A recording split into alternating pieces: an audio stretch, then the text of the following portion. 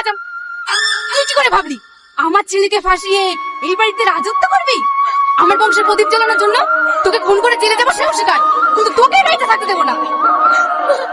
আমার ছেলে ছেড়ে দাও মা, আমার ভীষণ লাগছে, আমাকে ছাড় মা। বৌমাকে একটু বাইরে নিয়ে আসো, জোসনাটা দেখতে এসছে।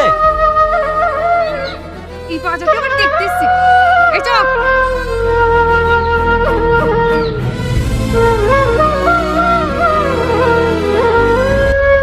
কি ব্যাপার সালমা, তুমি কাঁদছো কেন?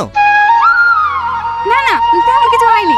দেখ না বাবু, বৌমাকে একটু ভালোবেসে আদর করছিলাম তো, তাই মার কথা ভেবে কষ্ট পাচ্ছে। এতে কষ্ট পাওয়ার কি আছে?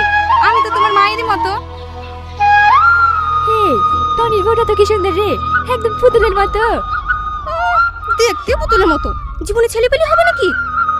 বাজা, এই তুই কি বললি? আমার বৌমা বাজা? আমার বৌমা বাজা হলেও না আমার ঘরে লক্ষ্মী। এই বেরিয়ে যা আমার বাড়ি থেকে। এই চ, বাজা পড়েছে বলে গায়ে ফুসকা পড়ে গেছে, এই বাড়িতে জীবন আসবে।